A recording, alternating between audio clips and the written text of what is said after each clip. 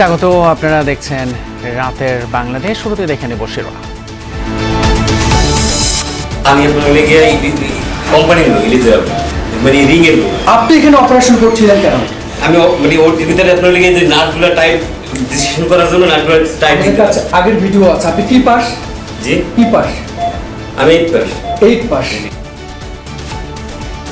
যমুনা টেলিভিশনে দালালদের সার্জন বনে যাওয়ায় খবর প্রচারের পর তোলপাড় ডক্টরস কেয়ার হাসপাতালে। স্বাস্থ্যমন্ত্রীর অভিযান, রোগী স্থানান্তরের পর সিলগালা।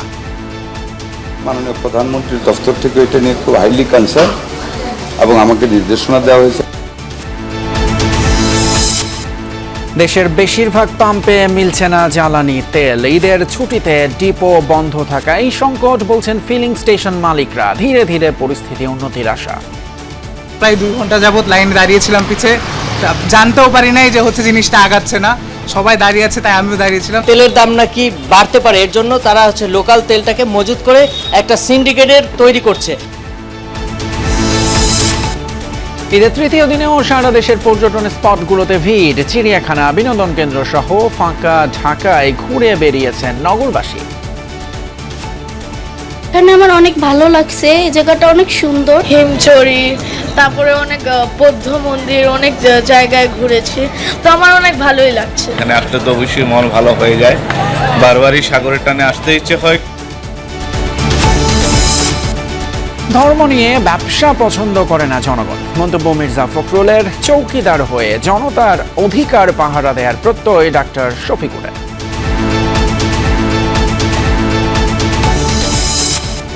এছাড়াও রাতের বাংলাদেশে আরও থাকছে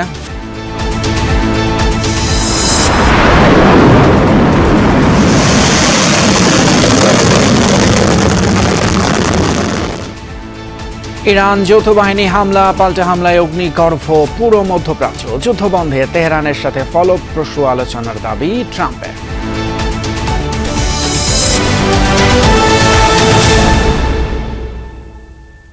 ঈদ মোবারক। এতক্ষণ শিরোনামগুলো দেখলেন আর আপনাদের সঙ্গে আছি আমি ফয়সাল তিতুমির। 8ম শ্রেণী পাশ কর্মচারী করছে অস্ত্রোপচার। যমুনা টেলিভিশনে সংবাদ প্রচারের পর প্রধানমন্ত্রীর কার্যালয় থেকে ব্যবস্থা নেওয়ার নির্দেশ। অবশেষে সিলগালা করে দেয়া হলো কলেজ গেটের সেই ডক্টরস কেয়ার হাসপাতাল। সরিয়ে নেওয়া হয়েছে হাসপাতালের সব রোগীকে। বিকেলে হাসপাতালটিতে অভিযান পরিচালনা করেন খোদ স্বাস্থ্যমন্ত্রী সর্দার সাখাওয়াত হোসেন। তিনি জানান, আগামীকাল মোহাম্মদপুর এলাকায় চলবে সাঁড়াশি অভিযান। রোগীর শরীরে চলছে কাটাছেঁড়া, যাকে চিকিৎসা বিজ্ঞানের ভাষায় বলে অস্ত্রোপচার। তবে যারা এই কাজ করছেন তাদের কেউই চিকিৎসক নন। কেউ ছিলেন হাসপাতালের দালাল, কেউ বা কর্মচারী। তারাই দিনের পর দিন করে গেছেন জটিল এই কাজ। আপনি কি পাস? জি কি পাস? আমি 8 পাস। 8 পাস। আমি ইন্ডিয়ান কোম্পানির লোক। কোম্পানির লোক এই ড্রেসে থাকবে না, ওটির ভিতরে ডক্টরদের সঙ্গে সহযোগিতা নো।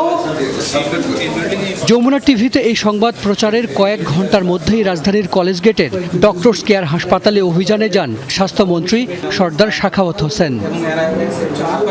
এ সময় ভুক্তভোগী রোগীরা মন্ত্রীর কাছে তুলে ধরেন হাসপাতালের নানা অনিয়ম। অভিযানের খবরে আগের অনেক ভুক্তভোগীও আসেন এখানে। এরা হচ্ছে একদিনে, এই যে 12 ঘন্টায় স্যার একদিন ছিল, একদিনে স্যার এই ওষুধগুলো নাকি তারা দিচ্ছে। হাসপাতালটির সব রোগীকে অন্য হাসপাতাল থেকে ভাগিয়ে আনা হয়েছে। কেউ কেউ অপচিকিৎসার শিকার। অভিযোগের শেষ নেই তাদের। এই শিশু হাসপাতালে গেছে শ্যামলী, ও জায়গায় সিট পেয়ে নেই, পরে ওই যে অ্যাম্বুলেন্স চাইছি তার সাথে নাকি এই যে কার সাথে যোগাযোগ, ও সে আর কি ওই জায়গায় আমাদের ভর্তি করাই দিয়েছে। 2 ঘন্টা পর বলছে যে বাচ্চা একটু সুস্থ আছে। এই মানে এক এক সময় এক এক কথা বলে। সরকারি মেডিকেলে, পঙ্গু মেডিকেলে গেছিলাম, ওই জায়গা থেকে এই জায়গায় নিয়ে আসছি। এখানে পাঠাইছে একটা ডাক্তার, পাঠাইছে আমাদেরকে, পঙ্গুতে ছিলাম। বলছে যে না, ওর খরচ কম হয়, ভালো হসপিটাল, ওর মধ্যে ভরে আসলাম আর কি। অপারেশন থিয়েটারে আমি যা দেখলাম, অপারেশন থিয়েটারে কিন্তু জাহাঙ্গীর স্যার না, অপারেশন থিয়েটারে ছিল আপনার এই আলামিন স্যার। এখন আলামিন স্যারও কি আলামিন স্যার কিনা, এটা নিয়ে আমি খুব সংশয়ে আছি। অভিযানের খবরে পালিয়েছেন হাসপাতালের মালিক, ল্যাব ও ফার্মেসির ম্যানেজার। সটকে পড়েছেন অন্য কর্মচারীরাও। হাসপাতালের আইসিইউ ও এনআইসিইউ আরেকটি পক্ষের কাছে ভাড়া দেয়া ছিল, নেই বিশেষজ্ঞ চিকিৎসক। 8 ছেলেপেলেরা অপারেশন করতেছে, রোগীরা জোরে সোরে কান্নাকাটি করতেছে। যে হাইলি ইনহিউম্যান সার্ভিস এখানে দেওয়া হচ্ছে। এবং এখানকার যে ম্যানেজার সে নিজেও স্বীকার করেছে যেখানে অনেক অমানবিক কাজ হচ্ছে, কিন্তু প্রতিবাদ তারা করে। পরে সব রোগীকে স্থানান্তরের সিদ্ধান্ত হয়। সরকারি হাসপাতাল থেকে আনা হয় অ্যাম্বুলেন্স, পাঠানো হয় পাশের 3টি সরকারি হাসপাতালে। পুরো বিষয়টি তদারক করেন স্বাস্থ্যমন্ত্রী নিজে। মাননীয় প্রধানমন্ত্রীর দফতর থেকে এটা নিয়ে খুব হাইলি কনসার্ন এবং আমাকে নির্দেশনা দেওয়া হয়েছে। আমিও নিজে সকালে আজকে দেখে অকস্মাৎ এখানে আসলাম। এদেশের মানুষের স্বার্থে, স্বাস্থ্যসেবার স্বার্থে আমাদের ম্যাজিস্ট্রেট আসছেন, আমরা সিলগালা করে দিচ্ছি। 3 ঘন্টার অভিযানের পর হাসপাতালটি সিলগালা করে দেয় স্বাস্থ্য বিভাগ। হাসান মিসবাহ, যমুনা নিউজ, ঢাকা।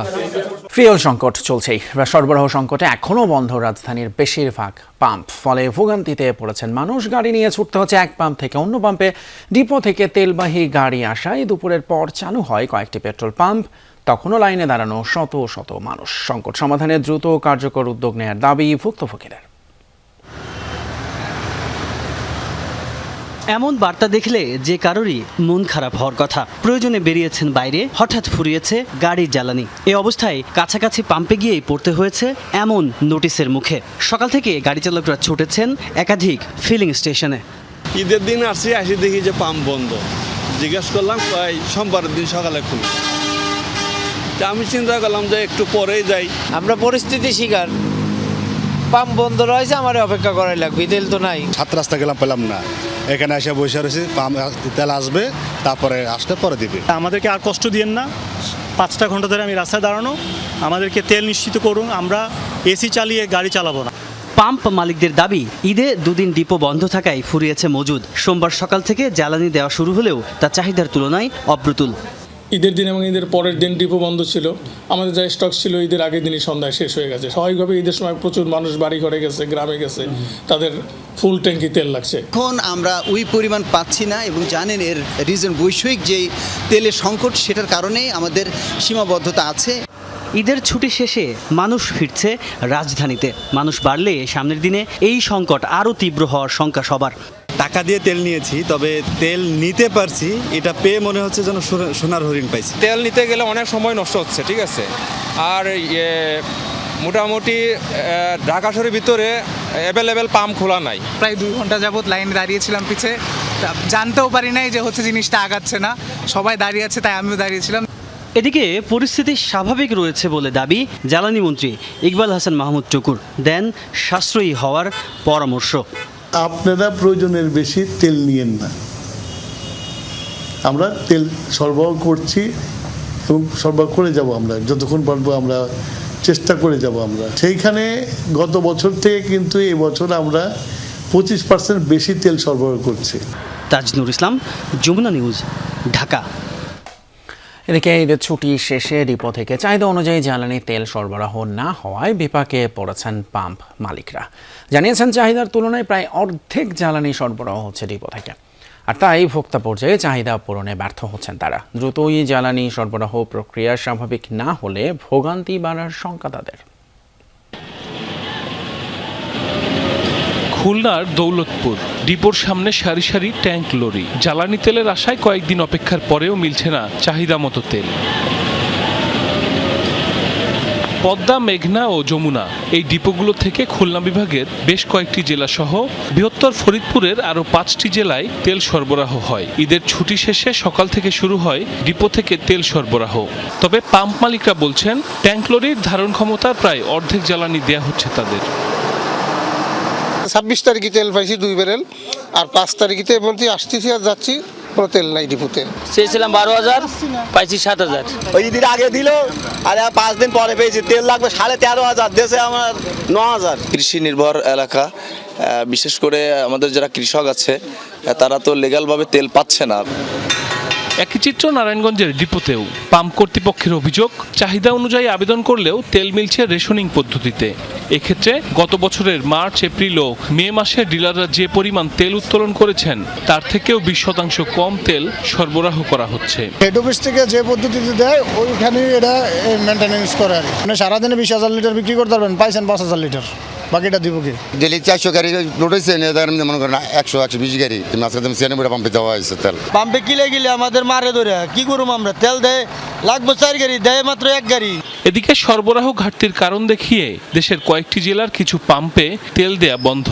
জ্বালানির আশায় এক পাম্প থেকে অন্য পাম্পে ঘুরে বেড়াচ্ছেন চালকরা। হাতে গোনা কয়েকটি ফিলিং স্টেশনে ডিজেল কিংবা অকটেন মিললেও তা দরকারের চেয়ে অপ্রতুল। সাইফ আহমেদ, যমুনা নিউজ। ঈদের ছুটিতে দেশের পর্যটন কেন্দ্রগুলোতে ভ্রমণ পিপাসু মানুষের উপচে পড়া ভিড়। পরিবার, পরিজন, বন্ধু-বান্ধবের সাথে ঘুরে বেড়াচ্ছেন তারা। স্মরণীয় করে রাখতে তুলছেন ছবি এবং সেলফি। প্রকৃতির সান্নিধ্যে ঘুরে বেড়াচ্ছেন শিশু, কিশোর সহ সব বয়সী মানুষ। দূরে সবুজ পাহাড় আর নিচে বয়ে চলেছে স্রোতস্বিনী নদী। সেই সৌন্দর্য উপভোগে সিলেটের জাফলংয়ে নেমেছে পর্যটকের ঢল। ঈদের টানা ছুটিতে প্রকৃতির অপরূপ সৌন্দর্য উপভোগ করতে পরিবার, বন্ধুবান্ধব নিয়ে সিলেটের দর্শনীয় স্পটগুলোতে ছুটছেন পর্যটকরা। নদীর পাড় থেকে ঘাট পর্যন্ত সব জায়গাতেই মানুষের উপচে পড়া ভিড়। আমরা ঢাকা থেকে আসছি, আমরা অনেক সুন্দর দেখতে আসছি অনেকদিন পরে।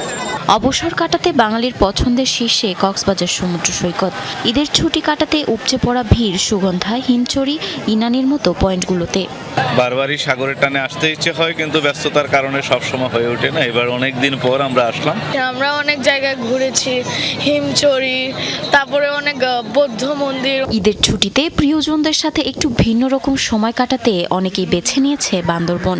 জেলার মেঘলা, নীলাচল, নীলগিরি, দেবতাখুম, নাফাখুম, বগালেক, রেকর্ডং সহ সবগুলো পর্যটন কেন্দ্রে এখন পর্যটকের ভিড়। শহরে মানে কোলাহল, তারপর সবকিছু থেকে জাস্ট একটা নিজের ভেতর থেকে রিফ্রেশমেন্ট। নিজেকে মনে হচ্ছে আকাশের মধ্যেই রয়েছে, কিছুটা মেঘ মেঘও ফিল হচ্ছে। বন পাহাড়ের সান্নিধ্য পেতে পার্বত্য জেলা খাগড়াছড়িতেও বেড়েছে পর্যটকের সমাগম। এবার আসার পরে দেখলাম পর্যটন যে আসে তাদের ধারণ ক্ষমতাটা খুবই কম।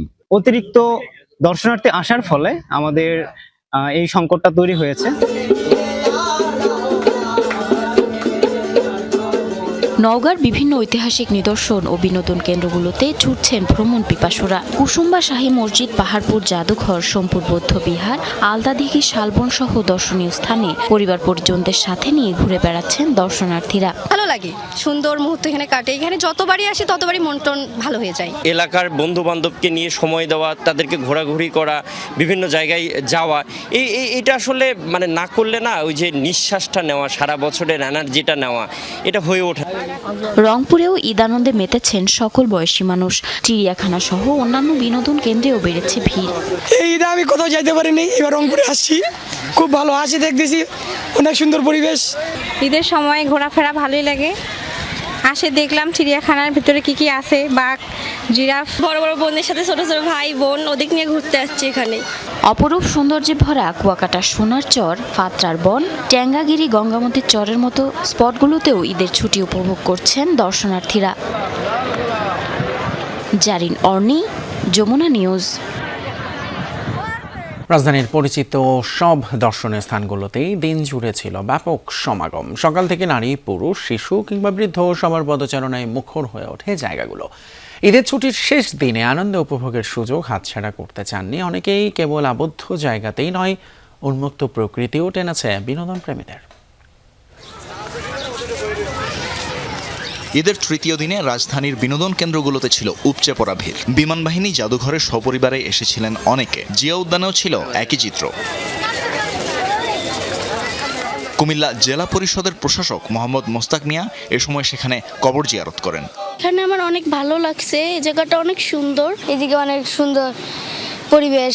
উঠি নাই কোনো সময়, এমনি দেখে অনেক ভালোই লাগছে। অনেক কিছু দেখেছি, ভিতরে একটি ককপিট ছিল, অনেক সুন্দর ছিল। ইট পাথরের খাঁচা থেকে মুক্তি পেতে সকাল থেকেই মিরপুর জাতীয় চিড়িয়াখানায় হাজার মানুষের ভিড়। অনেক কিছু দেখেছি, বাঘ, ভাল্লুক। অনেক মজাই হয়েছে, ভালো লাগছে, সবকিছু ঘুরে ঘুরে দেখছি। অনেক কিছু দেখলাম, অনেক ভালো লাগলো আজকে দিনটা। অভিভাবকদের হাত ধরে হাসি আনন্দে মেতে ওঠে শিশুরা। বাচ্চাদের আনন্দ হচ্ছে সবচেয়ে বড়। বাচ্চাদের নিয়ে আসলাম, ওরা দেখে যে আনন্দটা পাচ্ছে, এটাই আমাদের কাছে অনেক কিছু। দর্শনার্থীদের কেউ কেউ চিড়িয়াখানাতেই সপরিবারে পিকনিক করতে বসে পড়েন। বাইরে যাই খাবার আবার আসা, বাইরে থেকে খাবারটা বাসা থেকে নিয়ে এসে এখানে বসে খাওয়ালো, স্বাস্থ্যসম্মত খাবার খাইলাম। পিকনিকও হলো, চিড়িয়াখানা দেখা হলো, বাচ্চা কাচ্চা নিয়ে ভালোই আনন্দ সময় কাটতেছিল। সবুজের মাঝে পশু পাখির কলকাকলি এক নিমেষে ভুলিয়ে দেয় শহর জীবনের ক্লান্তি। রাজধানীতে খোলা জায়গা আর চিত্তবিনোদনের সুযোগ সীমিত থাকার কারণে প্রতি ঈদেই চিড়িয়াখানা হয়ে ওঠে সাধারণ মানুষের অন্যতম প্রধান গন্তব্য। আর ঈদের তৃতীয় দিনেও চিড়িয়াখানায় সাধারণ মানুষের ঢল। আর এই ঢলই প্রমাণ করে দেয় ঈদের আনন্দকে পূর্ণতা দিতে এখনও ঢাকাবাসীর অন্যতম ভরসা প্রকৃতি ও পশু পাখির সান্নিধ্য। তানভীর মৌসুম, যমুনা নিউজ, ঢাকা। এদেশের মানুষ ধর্ম নিয়ে ব্যবসা পছন্দ করে না, তাই ধর্মকে বিক্রি করে কিছু করা সম্ভব নয় বলে মন্তব্য করেছেন এলজিআরডি মন্ত্রী মির্জা ফখরুল ইসলাম আলমগীর। সকালে ঠাকুরগাঁও সদর উপজেলার ভাবলার হাট এলাকায় নদী, নালা, খাল, জলাধার খনন ও পুনঃখনন কর্মসূচির আওতায় হেনা নদীর পুনঃখনন কাজের উদ্বোধন শেষে এসব কথা বলেন তিনি। এ সময় সংশ্লিষ্টদের সৎভাবে খালের খনন কাজ পরিচালনার নির্দেশ দেন এলজিআরডি মন্ত্রী। বলেন, বিএনপি কখনোই দুর্নীতিকে প্রশ্রয় দেয়নি। দলীয় কারো বিরুদ্ধে অভিযোগ উঠলে কঠোর ব্যবস্থা নেওয়া হবে, শক্ত হাতে মব দমন করা হবে বলেও জানান মির্জা ফখরুল। ধর্মটাকে বিক্রি করে কিছু করা যায় না। ধর্মটা মানুষের অন্তরের ব্যাপার এবং সেটা বাংলাদেশের মানুষ ৯৫ মানুষ হচ্ছে ধার্মিক লোক। ধর্মকে তারা ভালোবাসে, শ্রদ্ধা করে, সম্মান করে। ধর্ম নিয়ে ব্যবসা পছন্দ করে না। বর্তমান সরকার যতদিন ক্ষমতায় থাকবে ততদিনই চৌকিদার হিসেবে জনগণের অধিকার পাহারা দেয়ার প্রত্যয় ব্যক্ত করেছেন বিরোধী দলীয় নেতা এবং জামায়াতের আমির ডাক্তার শফিকুর রহমান। দুপুরে মৌলভীবাজারের কোলাউড়ায় নিজ বাড়িতে বিভিন্ন শ্রেণী পেশার মানুষের সাথে সাক্ষাৎ করেন তিনি। এই সময় ডাক্তার শফিকুর রহমান বলেন, গণতান্ত্রিক প্রক্রিয়ায় নির্বাচিত হয়ে সরকার ক্ষমতায় এসেছে। এখন জেলা পরিষদে প্রশাসক বসানোর কোনো যৌক্তিকতা নেই। সবসময়ই ভালোর পক্ষে স্লোগান এবং মন্দের বিরুদ্ধে প্রতিবাদ করার প্রতিশ্রুতিও দেন ডাক্তার শফিকুর রহমান। আমি একজন চৌকিদার, চৌকি বসিয়ে পাহারা, জনগণের অধিকারের পাহারা। 5 বছর যদি এই সরকার বহাল থাকে, 5 বছরই পাহারা দেবে। 25 মার্চ সারা দেশে রাত 10:30 থেকে 10:31 পর্যন্ত 1 মিনিটের প্রতীকী ব্ল্যাক আউট কর্মসূচির নির্দেশনা দিয়েছে সরকার।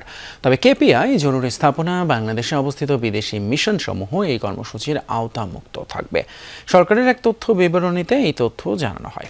এছাড়া স্বাধীনতা ও জাতীয় দিবস উদযাপনে গাবতলী থেকে স্মৃতিসৌধ পর্যন্ত সকল ধরনের তোরণ, পোস্টার, ব্যানার এবং ফেস্টুন লাগানো থেকে বিরত থাকার জন্য সর্বসাধারণকে অনুরোধ জানানো হয়েছে। স্বরাষ্ট্র মন্ত্রণালয়ের আরেক তথ্য বিবরণীতে গণহত্যা দিবস পালন উপলক্ষে গুরুত্বপূর্ণ সরকারি, আধা সরকারি, স্বায়ত্তশাসিত এবং বেসরকারি ভবন ও স্থাপনাসমূহে কোনো অবস্থাতেই 25 মার্চ রাতে আলোকসজ্জা না করার নির্দেশনা দেওয়া হয়।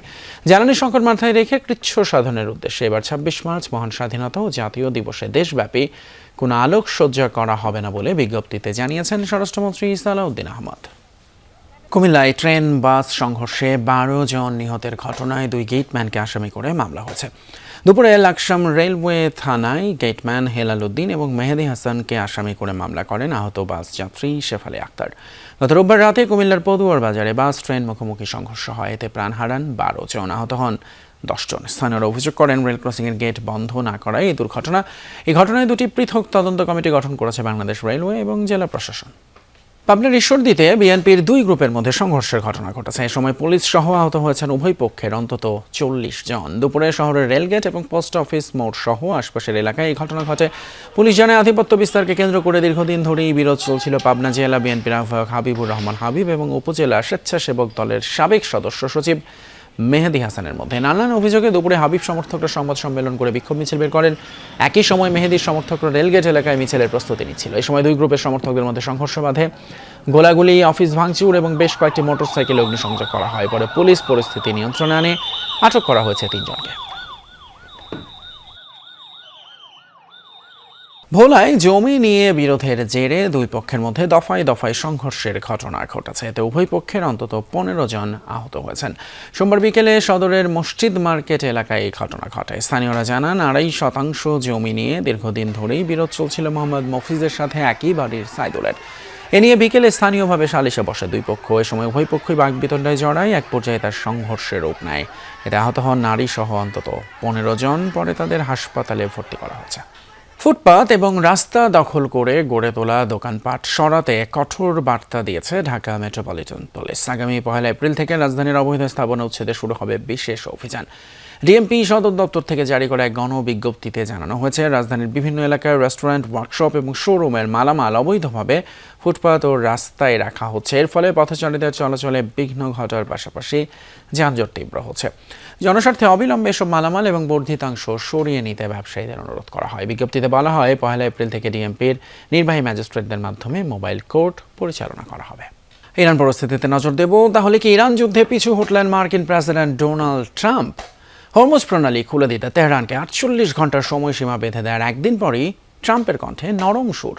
ইরানের বিদ্যুৎ কেন্দ্র এবং জ্বালানি স্থাপনায় হামলার সিদ্ধান্ত 5 দিনের জন্য স্থগিতের ঘোষণাও দিয়েছেন তিনি। দাবি, গত 2 দিনে বিরোধ নিরসনে ফলপ্রসূ আলোচনা হয়েছে। এদিকে ইরানের দাবি, যুক্তরাষ্ট্রের সাথে কোনো যোগাযোগই হয়নি।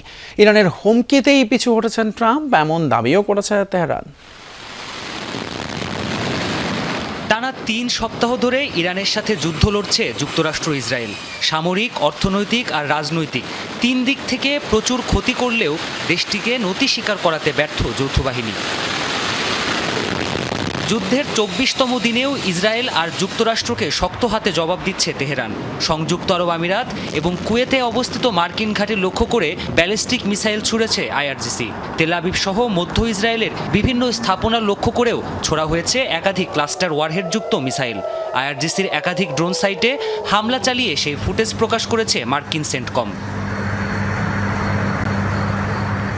এমন পাল্টাপাল্টি সংঘাতের মাঝেই বিস্ফোরক মন্তব্য করে সাড়া ফেলেছেন মার্কিন প্রেসিডেন্ট ডোনাল্ড ট্রাম্প। ইরানের সাথে বৈরিতা দূর করতে আলোচনা চলছে বলে দাবি করেছেন তিনি।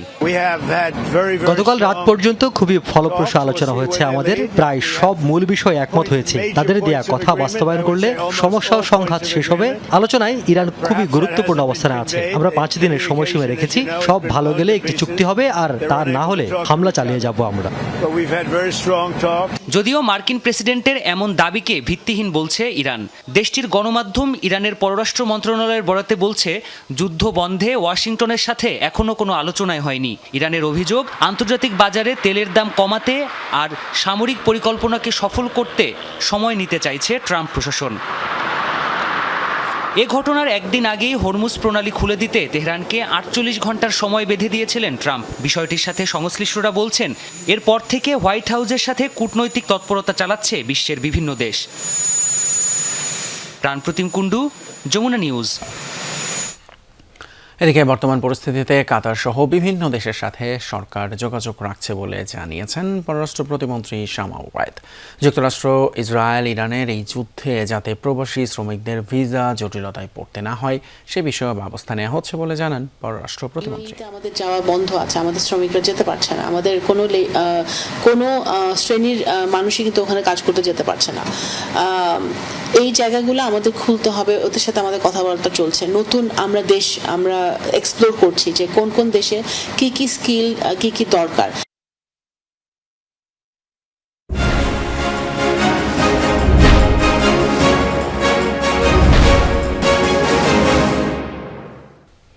ঈদের আনন্দ শেষে কর্মব্যস্ত ঢাকায় ফিরতে শুরু করেছেন নগরবাসী। যাত্রী চাপ না থাকায় অনেকটা ভোগান্তি ছাড়াই বাস, লঞ্চ, ট্রেনে রাজধানীতে ফিরছেন তারা। জানান, দীর্ঘ ছুটির কারণে আনন্দেই কেটেছে ঈদ। আবার ঈদের ছুটির শেষ দিনেও ঢাকা ছাড়তে দেখা গেছে অনেককে। ঈদ শেষ, এবার ফেরার পালা। সোমবার সকাল থেকেই সদরঘাট লঞ্চ টার্মিনালে ভিড়তে থাকে দক্ষিণাঞ্চলের বিভিন্ন রুট থেকে ছেড়ে আসা একের পর এক লঞ্চ। ছুটির দীর্ঘ হওয়ায় এবারের ফেরা অনেকটা স্বস্তিদায়ক বলছেন যাত্রীরা। লম্বা সময়ে স্বজনদের সাথে থাকতে পেরে খুশি সবাই। আনন্দের কথা বলে বোঝানো যাবে না, খুব ভালোভাবে কাটলো আর সুন্দরভাবে আসলাম। ভালো হয়েছে, আমি গেছিও আগে, আসছিও আগে। একবার অনায়াসে টিকিট পেলাম, কেবিন পেলাম, মানে এক্সট্রা টাকা বা চাঁদাবাজি এই টাইপের কোনো ঝামেলা হয়নি। রেল স্টেশনেও দেখা গেছে একই চিত্র। ঈদ শেষ করে রাজধানীতে ফিরছেন অনেকেই। তবে ভোর থেকে কমলাপুর রেল স্টেশনে সিগন্যাল ত্রুটির কারণে ট্রেন পৌঁছাতে বিলম্ব হয় কিছুটা। আবার ঈদের ছুটির শেষ দিনেও অনেককেই রাজধানী ছাড়তে দেখা গেছে। ঈদের একটা অংশ আমরা আমাদের বাসায় করেছি, বাকি অংশ পরিবারের ঢাকাতে যারা আত্মীয় স্বজন তাদের সাথে কাটানোর জন্য আজকে ঢাকাতে এসেছি চট্টগ্রাম থেকে। কক্সবাজার যাব, অনেকক্ষণ যাব দাঁড়ায় আছি। 5টা থেকে যাওয়ার কথা ছিল, এখন আসেনি, 4 ঘন্টা হয়ে গেছে। রাজধানীর বাস টার্মিনালগুলোতেও ছিল যাত্রীদের ভিড়। পরিবারের সাথে ঈদ শেষে হাসি মুখে ফিরছেন অনেকে, তবে রাজধানী ছাড়ছেন এমন মানুষের সংখ্যাই বেশি। যাচ্ছি একটু মা বাবা ভাই বোনের সাথে দেখা করতে।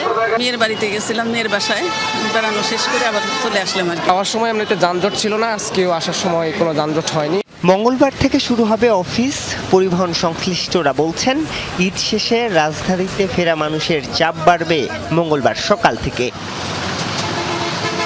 আরিফুর রহমান সবুজ, যমুনা নিউজ, ঢাকা। এবারের ঈদে স্মরণকালের সবচেয়ে কম দুর্ভোগের লঞ্চ যাত্রা হয়েছে, এমনটাই বলেছেন নৌপরিবহন প্রতিমন্ত্রী রাজীব আহসান। রাতে বরিশাল নদীবন্দর এলাকা পরিদর্শন করেন তিনি।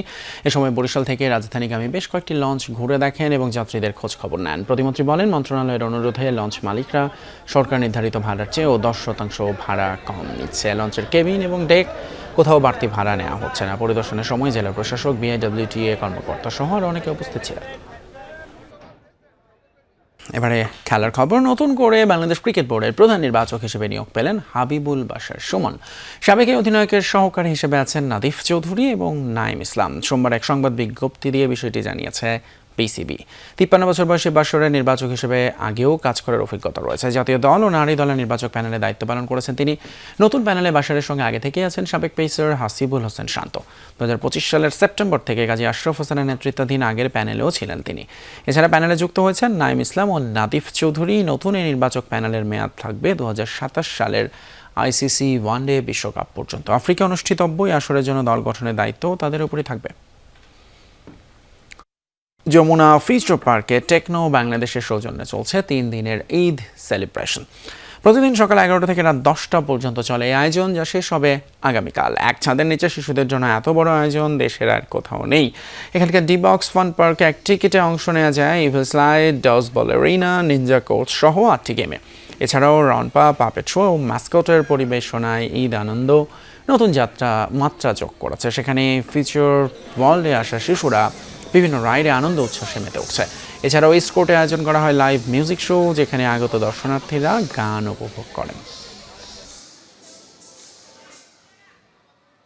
আব্বু আম্মুর সাথে বাইরে এসেছি, ভালো লাগছে অনেক। এটাই অনেক রাইডস আর অনেক সুন্দর সুন্দর রাইডস, মানে সুন্দর ভাল লাগে। আমার তো সবগুলাই ভালো লেগেছে, বাট এইটা একটু বেশি ভালো লেগেছে। সুন্দর সুন্দর রাইড, এই যে এইগুলাতে চড়তেছি, অনেক মজা পাচ্ছি। ফিউচার ওয়ার্ল্ড মানে এখানে অত্যাধুনিক যে রাইডগুলো আছে, এই রাইডগুলো আমার বাচ্চারা খুব পছন্দ করে। পরিবেশটা ভালো, একটু ভালো পরিবেশের জন্য বাচ্চাদের এখানে আনা। দারুণ ঈদের উদযাপন চলছে। সবাইকে আরও একবার ঈদ মোবারক জানিয়ে শেষ করছি আমাদের রাতের বাংলাদেশ। এতক্ষণ সাথে থাকার জন্য ধন্যবাদ আপনাদের সবাইকে।